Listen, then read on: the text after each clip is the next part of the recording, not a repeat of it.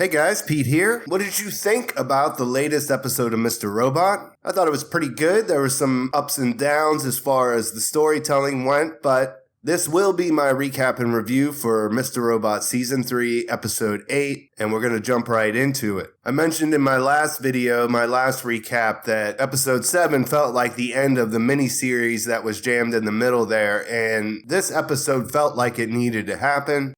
We know this is 3 weeks after the events that happened on 9/29 when the 71 E-Corp buildings were blown up. And we know that event and the deaths of Trenton and Mobley have been weighing heavy on Elliot since then.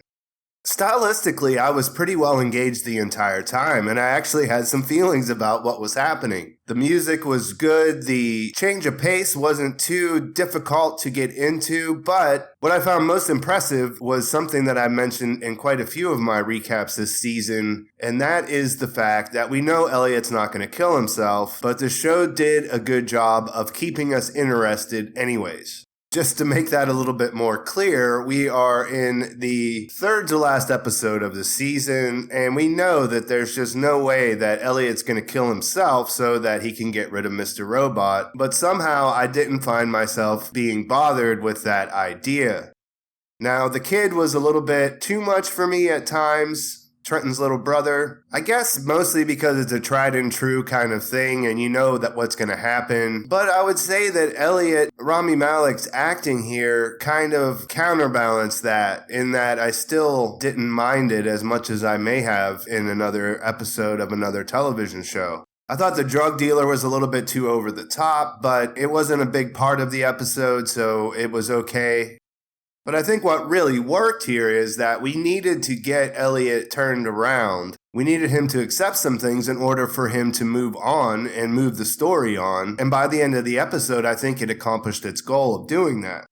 In the aftermath of the 9/29 tragedy, Elliot basically gives up. He takes 3 weeks and thinks about his options, and he decides that the only one that really works is him committing suicide. He looks at everything that's happened, and he realizes that Mr. Robot played a huge part in that, and the only person that can take him out is Elliot himself, and he tells Darlene he's tried everything. He's tried therapy, he's tried medication, he had himself arrested. Darlene senses that Elliot's in a dangerous spot, but he turns her away. He tells her that she needs some time alone, but that she can come back tomorrow and they'll watch the careful massacre of the bourgeoisie together. He pawns off Flipper to his neighbor. He drops off the Mr. Robot jacket at the trash burning center there on the street, and he goes and buys a really large bag of morphine so that he can go to Coney Island and end his life.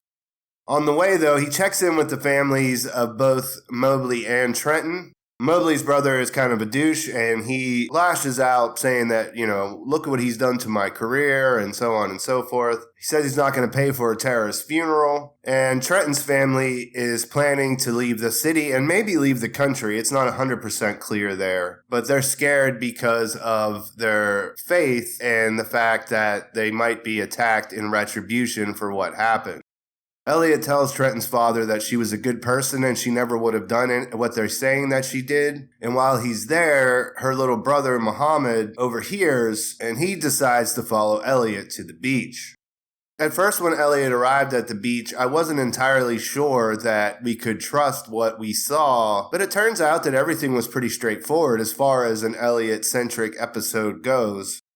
The kid's dealing with a major trauma that happened in his life, and he's trying to find answers, and he's grabbing onto anything he can get a hold of. Elliot was at the wrong place at the right time if he really wanted to try to kill himself, because now he has a companion.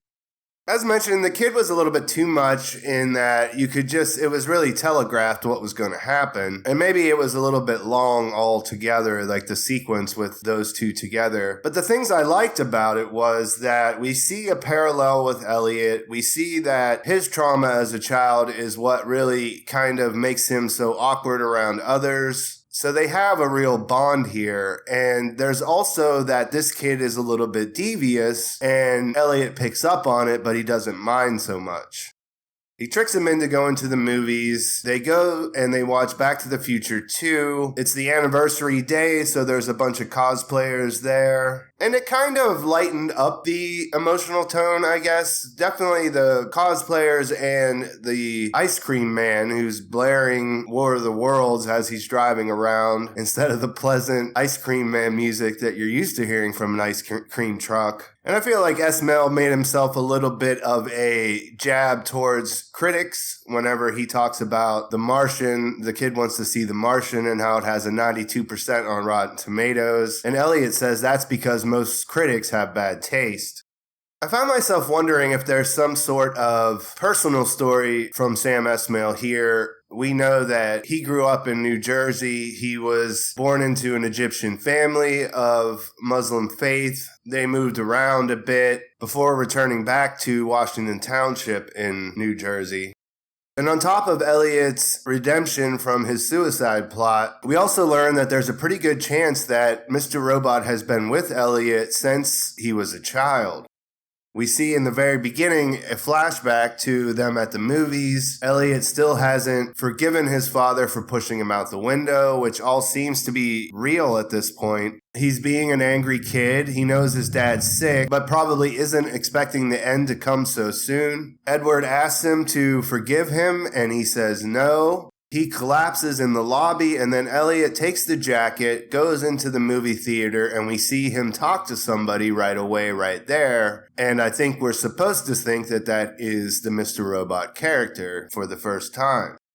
Elliot is presented with the chance to make a difference in Muhammad's life. He leaves the movie theater. Elliot has to chase after him. He finds him at a mosque, and he's able to convince him that it's not his fault that his sister died.